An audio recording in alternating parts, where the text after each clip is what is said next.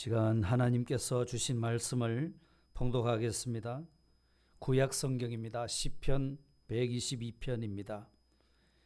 시편 122편 1절부터 6절까지 구약 897쪽에 있습니다. 897쪽 시편 122편 1절부터 6절까지 봉독하겠습니다.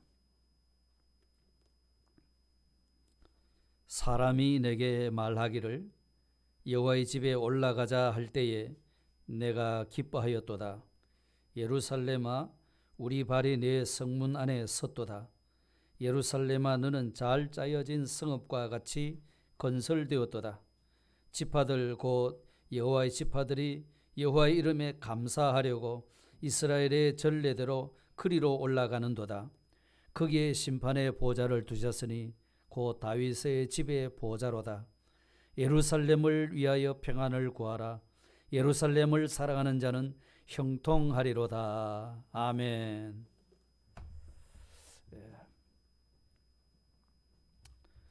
사람은 누구나 기쁨을 위해서 삽니다.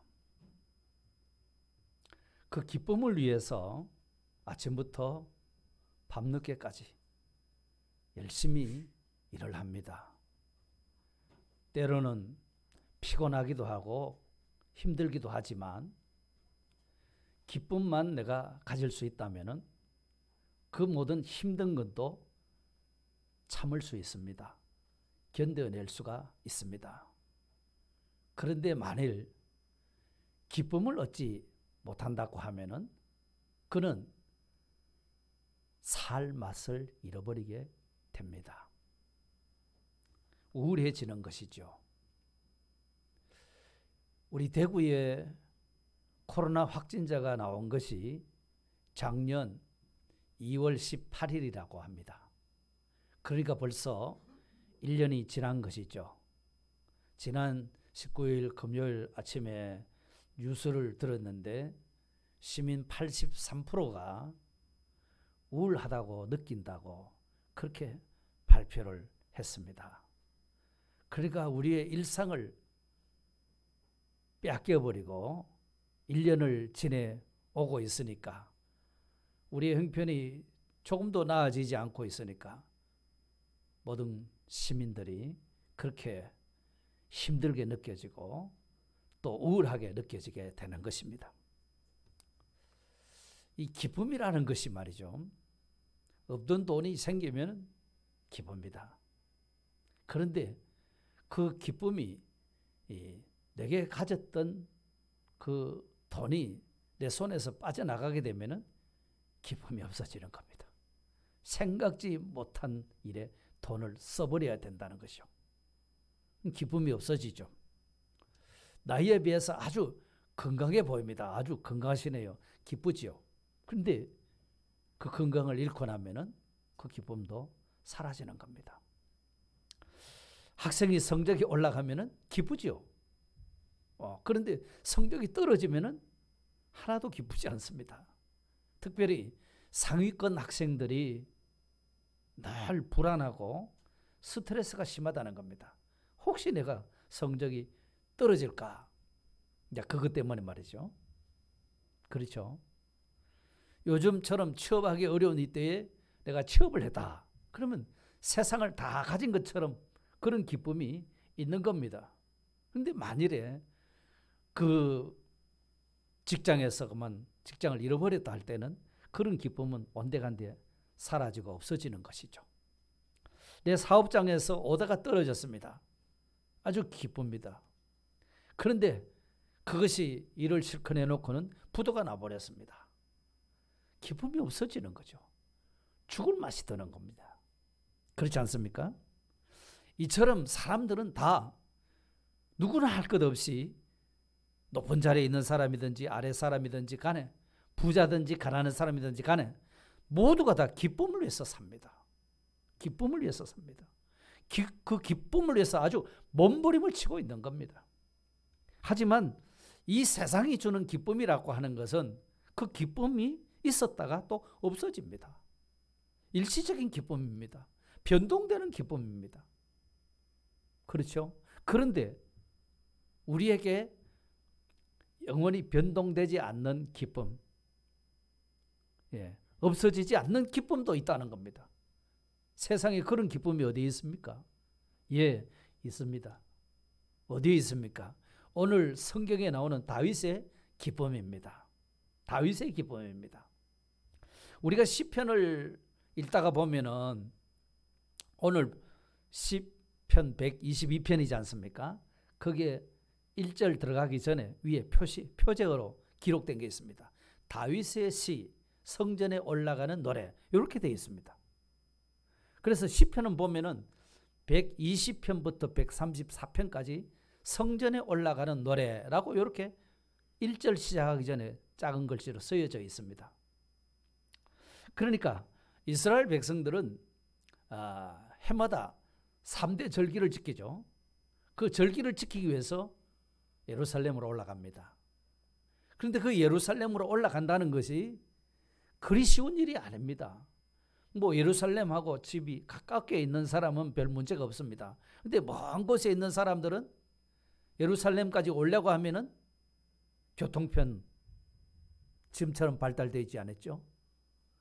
어디 가서 그 숙식을 할 수 있는 그런 곳도 찾아야 되고요. 또 그러려고 하니까 여행 경비가 제법 많이 들겠죠. 또 그게 그 절기를 지키기 위해서 그 돈을 가지고 가야 되잖아요. 그러다 보니까 가다가는 강도를 자주 만나게 되는 겁니다. 그러면 아주 생명의 위협을 무릅쓰고라도 그 예루살렘으로 올라간다는 것입니다. 그런데 이스라엘 백성들은 오늘 본문 1절의 말씀과 같이 사람이 내게 말하기를 여호와의 집에 올라가자 할 때에 내가 어쨌다고요? 기뻐하였도다. 이렇게 말씀하는 겁니다.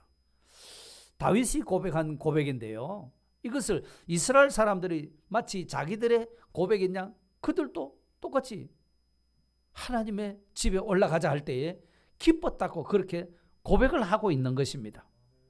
하나님의 집에 올라가자 하니까 기뻤다는 것입니다. 여기 여호와의 집이라고 하는 여호와의 집은 바로 예루살렘 성전을 두고 한 말입니다. 오늘날로 말하면 하나님의 교회, 우리 원동교회, 이런 교회를 두고 말하는 것입니다. 그렇기 때문에 다윗의 이 기쁨은 하나님의 집인 교회로 올라갈 때에 기뻐지는 그런 기쁨이었다는 겁니다. 교회로 가는데 기뻐졌다 하는 그 기쁨이라는 겁니다. 이것이 오늘 우리 성도의 참 기쁨이고 큰 축복인 겁니다. 성도들의 참 기쁨이 바로 여기에 있습니다. 그렇기 때문에 우리 교회 성도님들이 다 이 교회 오늘 예배 드리러 간다 이랬을 때에 마음이 기쁘셨을 것입니다. 아니요, 저는 하나도 기쁘지 않고 그냥 걸려서 왔는데요. 혹시 그럴 분이 있습니까? 아마 그런 분은 계시지 않을 줄 믿습니다. 우리의 참 기쁨이라고 하는 것은 하나님의 집으로 올라가자 할 때 그 기쁨이 진짜 기쁨인 것입니다. 그게 참 기쁨이라는 겁니다. 여러분, 하나님의 집인 교회에 올라가는데 왜 그렇게 기쁠 수 있을까요? 기쁜 이유가 뭘까요? 예배당에 가면 오늘 얼마든지 이 날씨도 좋고 야외 놀러도 가고 뭐 볼일도 보고 할 수 있을 텐데 예배당에 딱 갇히는데 그게 뭐가 그래 기쁠 수 있을까? 기쁜 이유가 있습니다. 그것은 바로 하나님의 집인 교회에는 하나님이 계신 곳이기 때문에 그렇습니다. 하나님이 계신 집이라는 겁니다. 그래서 사람마다 자기 기쁨을 위해서는 자기가 그래도 가장 소중히 여기는 것에다가 삶의 우선순위를 두고 살아갑니다. 그러니까 삶의 우선순위를 두었다고 하는 거기에다가 자기 정성, 자기 마음, 자기 모든 물질, 자기의 시간, 자기 정력 이런 것을 거기에다 내 우선순위에 두는 것에 그걸 바칠 것 아니겠습니까? 자, 그럴 때 가장 소중한 것에 의해서 자신의 삶의 가치가 채워지게 되는 겁니다. 나는 이것을 가장 귀하게 여긴다 하면 그 귀한 것을 위해서 자기 전력을 기울이죠. 그러면 그 귀한 것이 하나씩 만들어져 나간다 이 말입니다. 그렇다면 오늘 우리 성도 여러분들의 기쁨을 위해서 가장 소중히 여기는 것은 어떤 것입니까? 우리 여러 성도님들이 가장 소중하게 여기는 것이 뭐냐 이거죠. 예, 우리를 성도로 구별해 주신 우리 하나님께서 우리에게 정말 언제든지 삶의 우선순위를 두고 살아갈 수 있도록 가장 소중한 것을 선물로 주셨어요. 그것이 뭐냐 하면은 바로 교회입니다. 그것이 교회입니다. 우리 원동교회입니다. 그래서 하나님이 원동교회를 우리에게 주실 때는, 선물로 주실 때는 이 교회 중심으로 살아감으로 말미암아서 기쁨을 누리는 사람이 되라. 이게 하나님의 마음이 담겨져 있어서 우리에게 교회를 선물로 주신 줄 믿습니다. 그러니까 다윗도 1절 다시 한번 보십시다. 사람이 내게 말하기를 여호와의 집에 올라가자 할 때에 내가 기뻐하였도다. 여호와의 집이라고 그랬죠. 여호와의 집이니까 하나님이 계신 집이라 이 말입니다. 이 여호와의 집은 하나님께서 직접 세우셨습니다. 시편 147편 2절에 보니까 여호와께서 예루살렘을 세우시며 이렇게 말씀하셨습니다. 여호와께서 예루살렘을 세우셨다는 거죠. 마찬가지로 신약교회도 하나님께서 직접 세우신 교회들입니다. 사도행전 20장 28절에 보니까 하나님이 자기 피로 사신 교회를 치게 하셨다 이렇게 말씀하셨거든요. 자기 피로 사신 교회라고 말했습니다. 다윗은 말했습니다. 사람들이 하나님의 집으로 올라가자 할 때 내가 기뻐하였도다. 행복했다는 것입니다. 그러니 여러분 다윗이 누구죠? 다윗은 누굽니까? 이스라엘 나라의 왕입니다. 국정을 책임지고 있는 나라의 왕이라는 겁니다. 그러니까 그 국정을 책임지고 이끌어 가려고 하면은 얼마나 참 그게 신경이 많이 쓰여지겠습니까? 그죠? 우리나라만 잘 지킬 뿐 아니라 그 다른 나라들로부터 혹시 전쟁이라도 걸어오면 군사력을 동원해 가지고서 그걸 막아내고 국가를 보호해야 될 그런 책임이 있거든요. 그런데다가 또 백성들의 민원은 얼마나 또 많았겠습니까? 그런 것을 전부 이렇게 책임지고 해결해 나가려고 하니까 보통 바쁜 사람이 아니었겠죠. 보통 힘든 일이 아니었겠죠. 그런데도 불구하고 여호와의 집에 올라가자 하면은 오히려 그는 기뻐하였도다. 이렇게 말씀한 겁니다. 그러니까 다윗은 오늘 2절의 말씀에서 보시는 대로 예루살렘 성 안에 척 들어서면서 벌써 감격이 왔습니다. 내가 성문 안에 들어섰다 하는 이 감격이 막 가슴으로 밀려드는 겁니다. 감탄하는 것이죠. 성도 여러분, 자, 우리가 어디로 우리의 발이 가면은 좋겠습니까? 우리의 발이 어디로 가느냐, 이게 매우 중요한 것입니다. 우리 발이 어디로 가느냐. 여러분, 우리의 발이 어디로 가면 감격하고 기쁠 것 같습니까? 어디 나이트로 가면 기쁘겠습니까? 아니면 노래방 가면 기쁘겠습니까? 어디로 가면 기쁘겠습니까? 성전을 향해 나아가시기를 바랍니다. 그 발걸음이 기쁜 발걸음이 될 줄 믿습니다. 바로 다윗이 예루살렘 성문 안에 착 들었을 때 벌써 감동이 왔다 하는 것입니다. 그런데 이 하나님의 집에 발을 착 들어 놓으니까 왜 그렇게 기쁨이 충만하게 됐을까? 그것은 하나님의 집에 올라올 때는 거기에는 하나님이 항상 계시는 집이니까요. 하나님이 계시는 집이니까 오늘 또 내가 성전에 가면은 하나님을 만난다는 그런 기대감을 가지고 나오기 때문에 기쁜 것입니다. 여러분, 사람이요, 기대하는 마음이 없으면은 무엇을 하든지 어디를 가든지 그냥 무감각한 사람이 되고 마는 겁니다. 아무리 좋은 명소에 턱 데리고 가도 산은 산이고 뭐 나무고 돌이고 물이네 뭐. 자, 그런 사람이 되는 거죠. 그렇잖아요. 그러니까 아무리 화려한 곳에, 경치 좋은 곳에 가도 그런 기대감을 없이 가는 사람은 그냥 밋밋하게 가는 겁니다. 그러나 그렇지 않고 기대감을 가지고 가는 사람은 보는 것마다 감탄사가 연발하는 것이요. 이야, 와, 그렇지 않습니까? 그 느낌은 완전히 다르다는 거잖아요. 기대감을 가지고 가는 것하고 기대감 없이 그냥 막연히 가는 것하고 그렇게 차이가 많은 것입니다. 제가 어렸을 때는 산골에서 살았는데요. 소풍 간다, 내일 소풍 간다 하면 그날 밤은 잠을 잘 자지를 못하잖아요. 소풍 간다고 해서 특별한 게 없어요. 맨날 먹는 밥에다가 쌀 한 줌 더 넣어가지고 밥을 해가지고 김치하고 사가지고 하는 그것뿐이었어요. 그러다가 닭이라도 알을 낳으면은 계란을 삶아가지고 그 한 개 딱 가지고 가죠.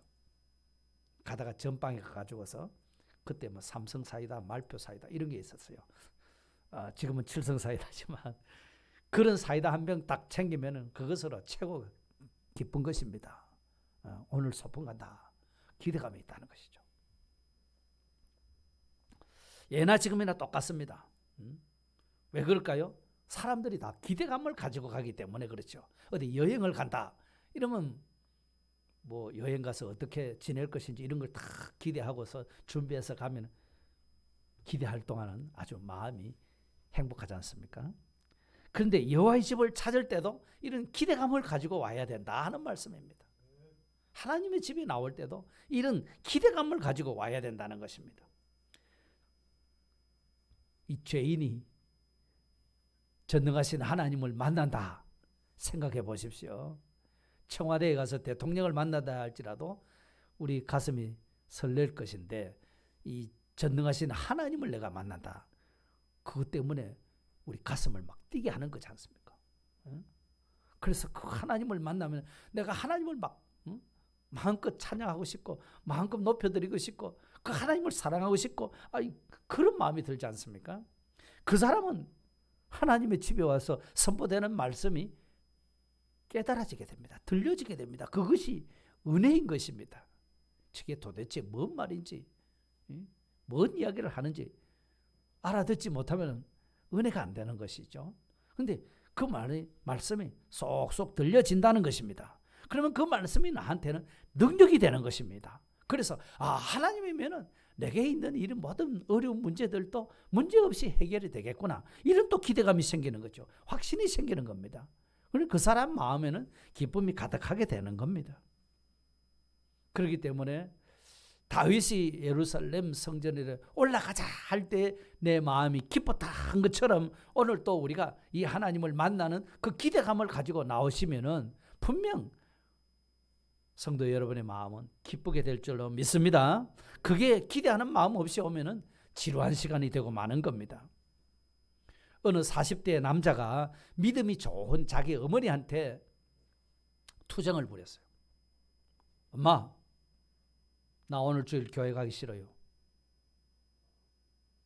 그 소리를 듣고 어머니가 깜짝 놀랐어요. 왜? 교회 무슨 일이 있어? 아니요. 그래서 아들이 교회 가기 싫은 이유를 3가지 댑니다. 첫째는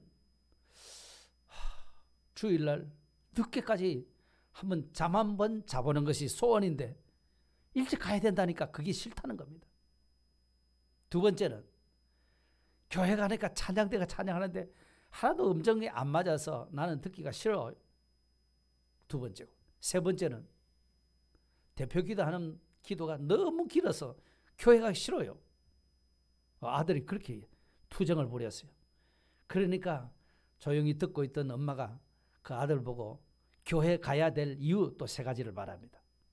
첫째는 네가 사람 보고 가는 것이 아니고 하나님 보고 가야 되기 때문에 가야 된다. 두 번째, 예배라고 하는 것은 이거는 선택이 아니고 필수니까 가야 된다. 그리고 세 번째, 너는 그 교회 담임 목사잖아.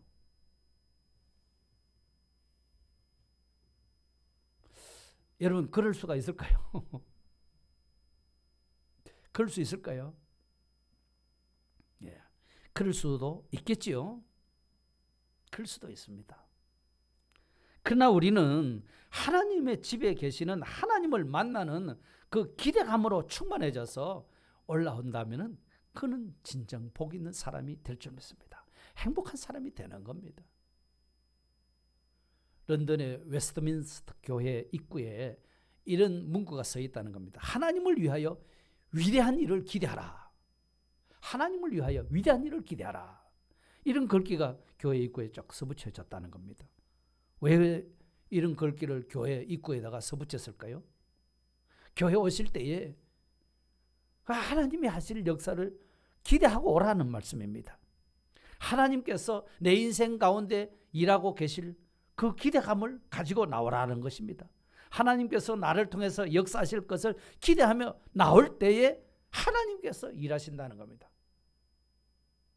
그냥 그런 기대감 없이 막연하게 그냥 왔다 가면은 하나님이 그를 통해서 일하고 싶어도 일하실 수가 없다는 것입니다. 우리 성도 여러분, 오늘 이 시간에 여러분 어떤 기대감을 가지고 나오셨습니까? 하나님께서 내 삶 가운데 역사해 줄 것을 확실히 믿고 나오셨습니까? 아니면 오늘 주일이니까 그냥 또 예배대로 가야지 뭐, 오늘 11시에 우리 1구역부터 6구역까지가 먼저 가니까 가야 하는 거다. 어떤 기대감을 가지고 오셨어요? 우리는 하나님 앞에 나오실 때 기대감을 가지고 와야 됩니다. 혹 우리가 형편이 물질적으로 어려움을 당하고 있을 때도 있습니다. 어떤 일을 새로 시도하고자 하는데 그게 뭔가 잘 풀리지 않고 이걸 해가지고 되겠느냐 안 되겠느냐 확신이 아직 서지 않을 때도 있습니다. 또 혹 용서하지 못할 사람이 있어가지고 그것 때문에 고민하는 그런 어려움을 겪는 분들도 계실 겁니다. 그런데 하나님께 우리가 기대감을 가지고 나오게 된다고 하면은 내게 있던 그런 모든 문제들을 하나님이 풀어주실 줄 믿습니다. 내가 닥쳐서 한 발짝도 나가지 못하는 그런 난관도 뚫고 나갈 수 있는 지혜를 하나님이 주실 줄 믿습니다. 막힌 담을 열어주시는 주님의 역사가 일어나게 될 줄 믿습니다. 여러분 반드시 교회 오실 때는 그런 기대감을 가지고 나오시기를 주의 이름으로 축복합니다. 우리 주일 학생들이 잘 부르는 찬송가 있어요. 예수께로 가면 나는 기뻐요. 565장인데 이런 찬송이죠. 예수께로 가면 나는 기뻐요. 걱정 근심 없고 정말 기뻐요. 예수께로 가면 나는 기뻐요. 나와 같은 아이 부르셨어요. 아멘. 우리가 어린아이처럼 이런 그 하나님의 성전에 하나님이 계시는 곳, 하나님을 만날 그 기대감을 가지고 나오시면은 그 사람은 심령이 평안하고 기쁘고 행복해질 줄 믿습니다. 자, 이렇게 참 예루살렘을 사랑하고 기대감을 가지고 하나님 앞에 나오는 그 사람에게 또 다른 축복이 있습니다. 또 다른 축복이 있는데 그것이 무슨 축복인가 하니까 하나님 앞에 함께 예배드리는 성도가 있다는 것이 기쁜 것입니다, 여러분. 4절 보십시오. 지파들 곧 여호와의 지파들이 여호와의 이름에 감사하려고 이스라엘의 전례대로 그리로 올라가는도다 했습니다. 여호와의 지파들이라고 했습니다. 이스라엘 지파들은 12지파지요. 그 12지파를 포함한 예수님 믿는 모든 종류의 성도들을 다 가리셔서 여기 여호와의 지파라고 말한 겁니다. 그러니까 3대 절기를 지킬 때마다 하나님 앞에 제사 드리기 위해서 그 은혜에 참여하려고 전국에서 모여들었지 않습니까? 자, 그럴 때에 하나님의 이름 앞에 예배드리러 올라오는 성도들이 있다는 겁니다. 하나님 앞에 찬양하기 위해서 올라오는 성도들이 있다는 겁니다. 그러니까 성전에는 아무나 올라가는 것이 아닙니다. 누구든지 막 가면 가는 것일까요? 아닙니다. 오직 하나님이 택하신 백성만 올 수가 있습니다. 그렇죠? 그렇기 때문에 하나님 앞에 함께 예배하는 택한 성도들이 있다고 하는 거, 이것이 얼마나 큰 은혜인지를 모르는 겁니다. 다윗은 그것이 너무 기쁘고 좋아서 이렇게 지금 그 마음을 주체할 수 없어서 오늘 본문에 그걸 고백하고 있는 겁니다. 예. 그렇기 때문에 우리 믿음의 선배님들도 이런 그 말씀을 잘 지키셨어요. 그러니까 참 우리 신앙의 선배들은 하나님의 집에 가는 것을 정말로 기쁘게 여겼어요. 지금처럼 무슨 교통수단이 발달된 것은 아니지만 시골 같은 데는 10리, 20리 걸어서 가는 건 보통이지 않습니까?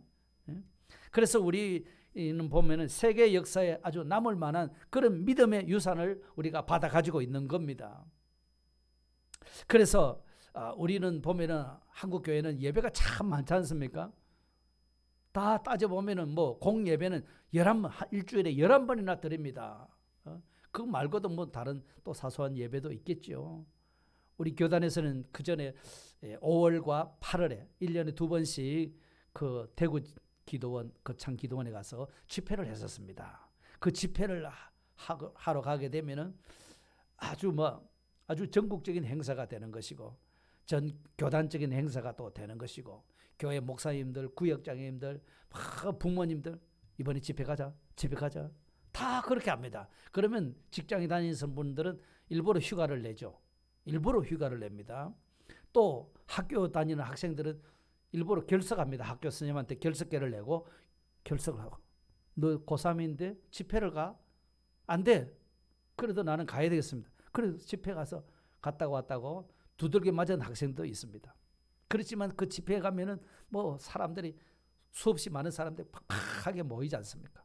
그래도 앞자리 가서 은혜 받으려고 2시간 전부터 가서 쪼그리고 앉아서 그렇게 은혜 받으려고 준비했던 거 여러분 다 경험하셨지 않습니까?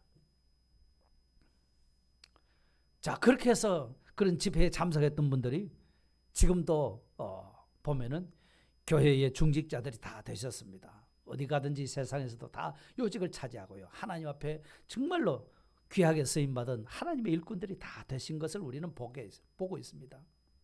예? 그러므로 함께 예배드리러 온 성도들이 있다고 하는 것, 그 집회에 준비하는 것도 힘들고 땅에 가서 천막 치고 지내는 것도 힘들고, 그래도 나 혼자 그런 게 아니니까 여러 택한 성도들이 와서 은혜 받겠다고 그렇게 옆에 막 틀을 깎아서 천막을 치고 이래 하는 그거에 은혜가 되는 겁니다. 힘이 되는 겁니다. 여러분. 왜 그런지 아십니까? 교회는 주님의 몸이기 때문에 그렇습니다. 교회는 주님의 몸입니다. 함께 예배드리는 성도가 있다는 거, 이게 은혜가 된다는 것입니다.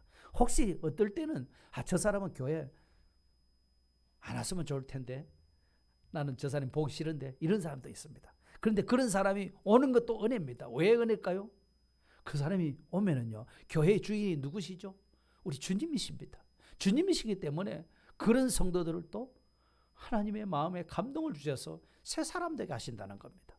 그걸 생각하면은 그런 분이 있다는 것도 기쁜 것입니다. 하나님이 그런 은혜를 주시니까요. 하나님이 그 사람을 변화시켜 주시니까요. 그래서 바울 사도께서 교회가 뭐냐? 에베소서 1장 22절에서 23절에 그를 만물 위에 교회의 머리로 삼으셨느냐? 이 주님을 만물 위에 교회의 머리로 삼으셨다는 겁니다. 그리고 교회는 그의 몸이다 이랬습니다. 주님은 우리의 머리가 되시고 우리는 몸입니다. 이 우리 몸에는 여러 지체들이 있지 않습니까? 그죠? 그렇기 때문에 우리 신앙생활이라고 하는 것은 결코 혼자 할 수가 없습니다.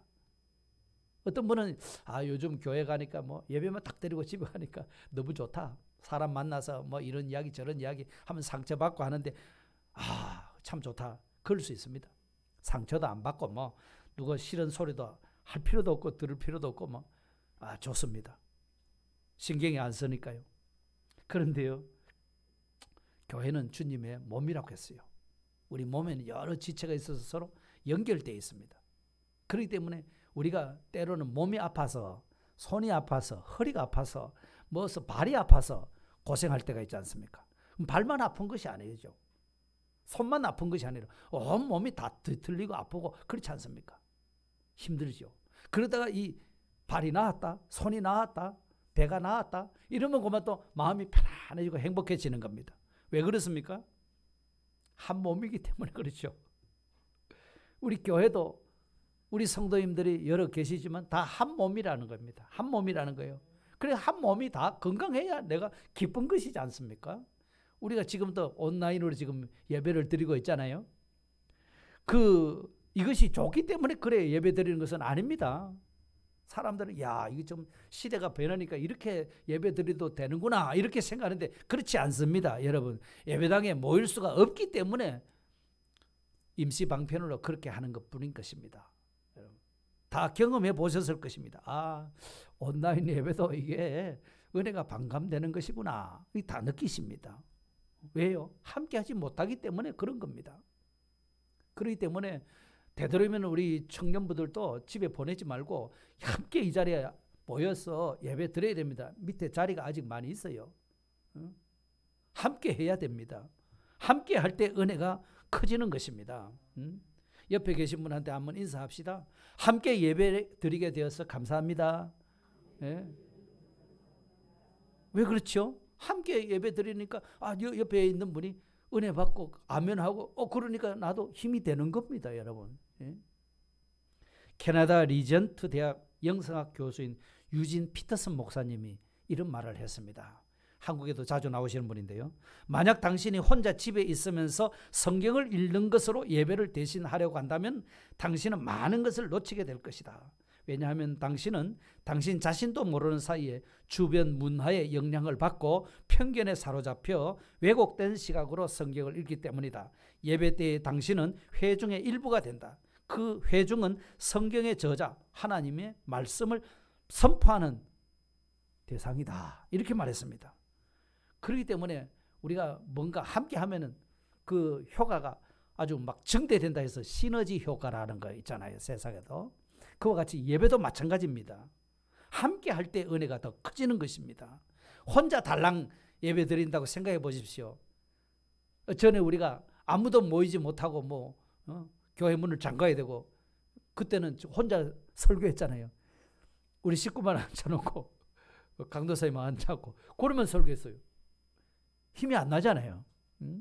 함께 할 때에 힘이 되는 겁니다, 여러분.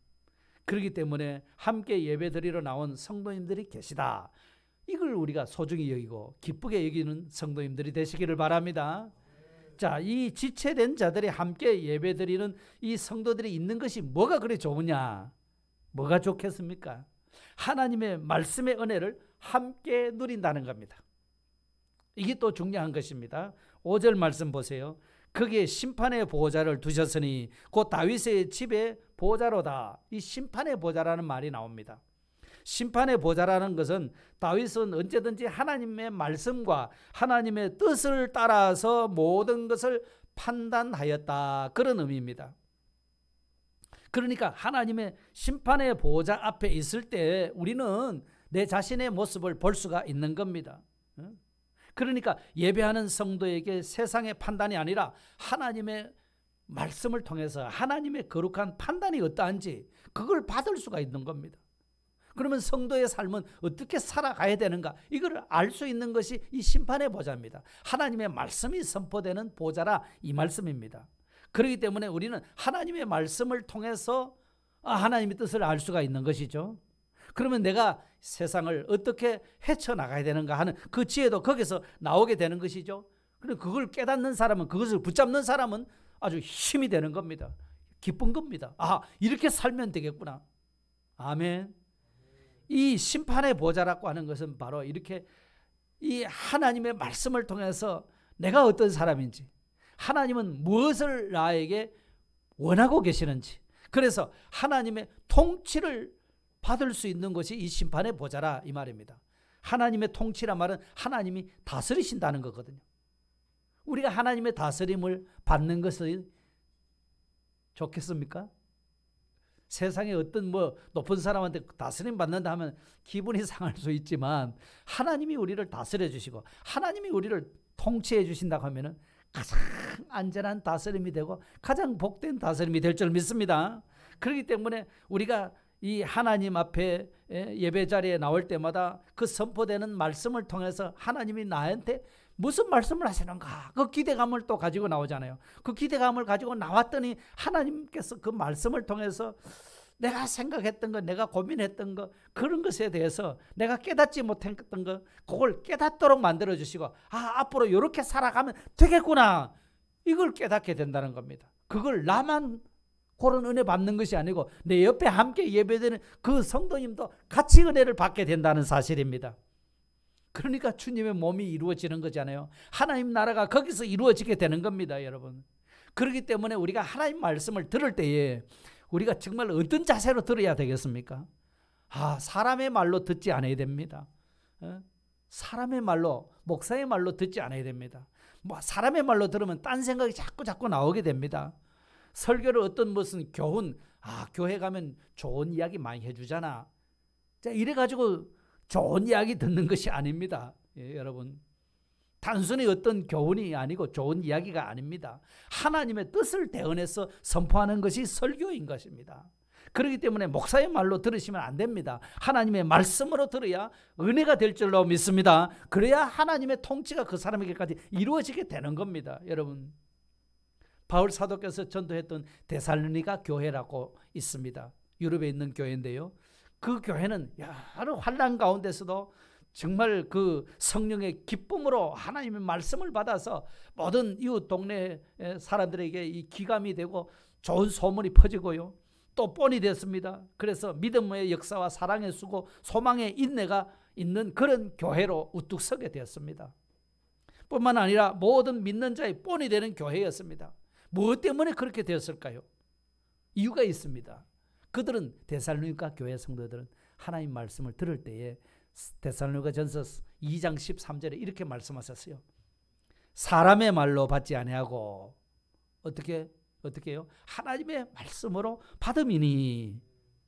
정말 바울이 전하는 말씀으로 바울의 이야기구나, 이게 아니고 하나님의 말씀으로 들었기 때문에 그 교회가 아주 모범적인 교회가 되었더라 하는 것입니다. 그렇습니다. 우리도 이런 은혜를 위해서 늘 예배에 집중하시기를 바랍니다. 어떤 분이 말하기를 나 설교를 듣고는 이렇게 말했다는 겁니다. 스폰지가 물을 쭉 빨아들이는 것처럼 내가 그런 마음으로 예배를 드려야 되겠다, 이렇게 말하는 사람이 있습니다.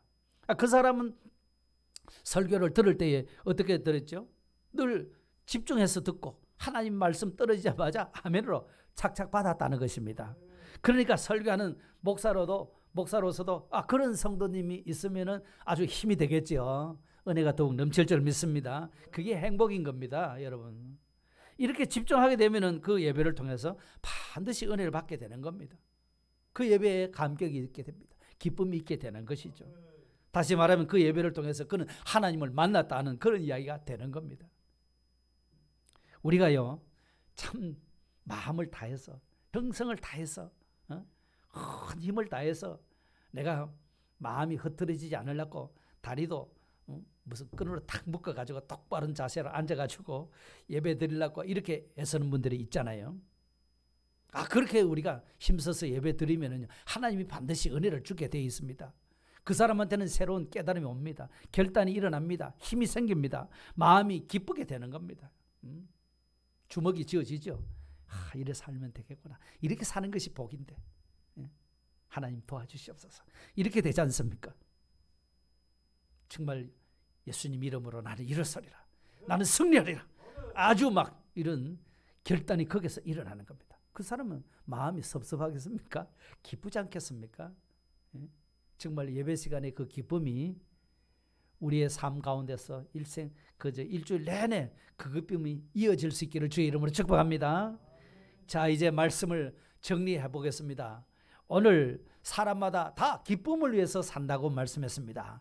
그 기쁨을 위해서 하나님께서 우리에게 주신 가장 귀한 선물이 있다고 하는데 그 선물이 무엇이라고 했죠?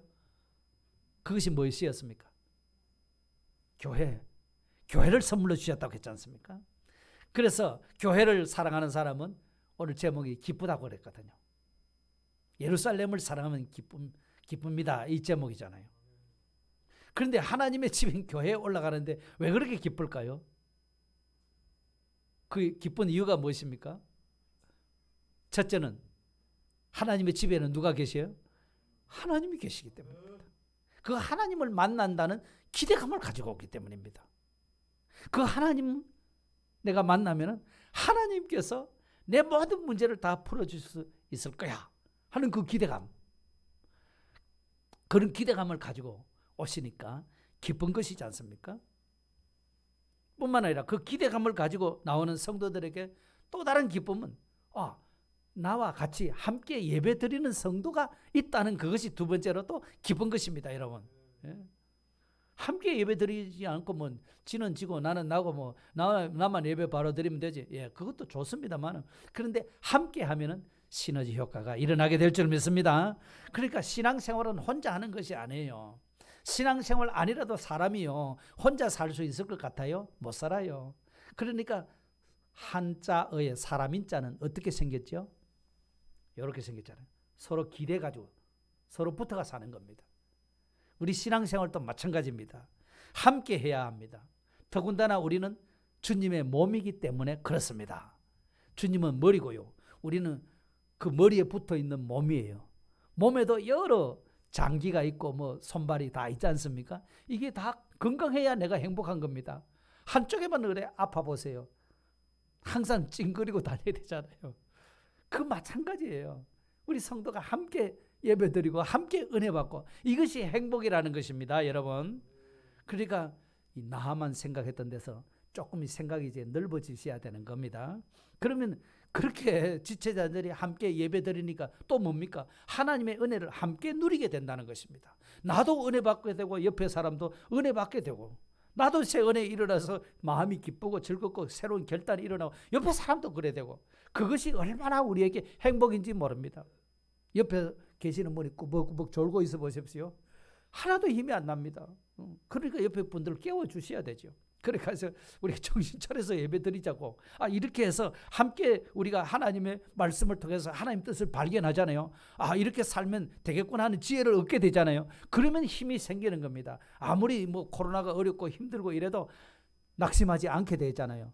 이렇게 살아야 되겠구나. 이렇게 살면 하나님이 우리 응원자시구나. 우리 아버지시구나. 책임지시겠구나.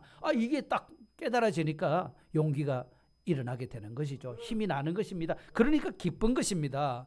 예루살렘을 사랑하는 자는 기쁨이 충만할 줄 믿습니다. 다 같이 기도드리겠습니다. 사랑의 하나님 감사합니다. 하나님께서 우리에게 세상의 어떤 것보다도 가장 소중한 우리 원동교회를 선물로 주신 것을 진심으로 감사합니다. 하나님의 성전에 나올 때마다 우리 모든 성도들의 마음이 기쁘도록 역사하여 주시옵소서. 하나님을 만난다는 그 기대감에서 기쁨이 충만하게 하시고 우리에게 있는 모든 난제까지도 다 풀어주실 것을 기대하기 때문에 기쁨을 가지고 나올 때 함께 예배드리는 성도가 있음이 또한 기쁨이 될 수 있도록 도와주시옵소서. 함께 예배드림으로 함께 주님의 몸을 이루는 건강한 교회로 세워지는 것이 우리에게는 참 행복인 것을 다시 한번 깨닫게 하여 주셨사오니 하나님 우리의 마음에 거리를 두고 있던 성도님들이 있어서 다시 내가 회개하고 서로 사랑하는 마음으로 가득하게 하여 주시기를 원합니다.